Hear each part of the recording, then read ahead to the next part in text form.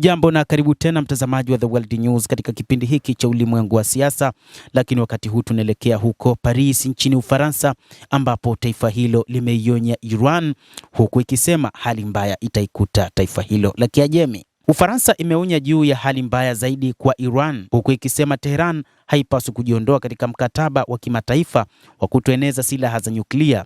Hii ni kwa mujibu wa Emmanuel Macron, rais wa taifa hilo, ambapo amesema Ufaransa lazima iachane na mpango wao huo.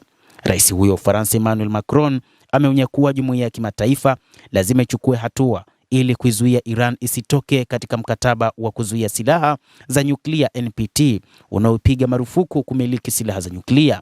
Baadhi ya wanasiasa wa Iran wametishia kujiondoa kwenye mkataba wa NPT kulipiza kisasi mashambulizi ya hivi karibuni ya Marekani na Israel dhidi ya vituo vyao vya nyuklia vya nchi hiyo.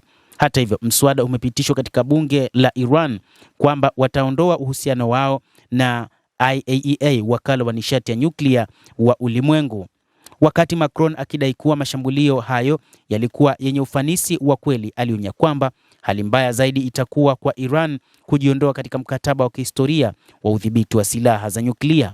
Mbaya zaidi itakuwa kwamba matokeo haya ni kuondoka kwa Iran kutoka kwa mkataba wa kuzuia uenezi na hivyo hatimaye kuyumba na kudhoofika kwa pamoja, ambapo Macron alieleza akiwaambia waandishi wa habari baada ya mkutano wa kilele wa EU huko Brussels siku ya Alhamisi. Tumaini letu ni muunganiko wa kweli kwa maoni, kwani lengo ni kuzuia kuenea kwa silaha za nyuklia na kuzuia tena shughuli za Iran za kueneza, aliongeza rais wa Ufaransa bwana Emmanuel Macron, akisema kwamba jambo zito litakuja kuwakumba tena Iran ikiwa watajiondoa katika ushirika na IAEA ama kujiondoa katika mkataba wa kuzuia silaha za nyuklia wa NPT. Macron alisema Ufaransa inapanga kufanya mashauriano na wanachama wengine wanne wa kudumu wa Baraza la Usalama la Umoja wa Mataifa, Marekani, Uingereza, Urusi pamoja na China katika siku zijazo. Pia alibainisha kuwa alikuwa amemjulisha rais wa Marekani Donald Trump kuhusu mawasiliano ya hivi punde ya Ufaransa na Tehran, ikiwa ni pamoja na saa chache zilizopita. Marekani na Israel zimeshughulikia uharibifu mkubwa kwa shirika la Umoja wa Mataifa la kudhibiti nyuklia. Hata hivyo, kwa mujibu wa Rafael Gross, mkuu wa wakala wa kimataifa wa nishati atomiki wa Umoja wa Mataifa IAEA, amesema itakuwa ya kusikitisha sana ikiwa Iran itajiondoa katika mkataba huo, lakini pia ikiondoa ushirika wake dhidi ya IAEA. Abbas Golro, mwenyekiti wa kamati ya uhusiano wa mambo ya nje ya bunge la Iran, amesema mnamo Juni 22, siku ambayo Marekani ilishambulia vituo vitatu vya nyuklia ikiwa ni pamoja na eneo la kurutubisha uranium huko Fordo, kwamba Iran ina haki ya kisheria ya kujiondoa katika mkataba huo.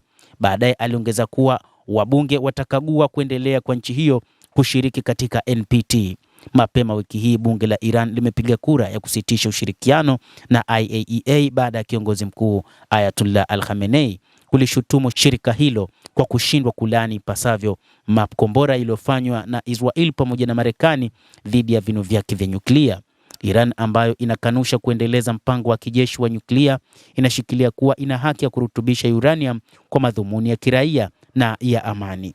Mtazamaji wa The World News, endelea kutufuatilia, lakini ni kusihi tu usisahau kulike, usisahau kucomment, kadhalika na kusubscribe channel yetu hii ili upate habari hizi kwa mapana kupitia The World News.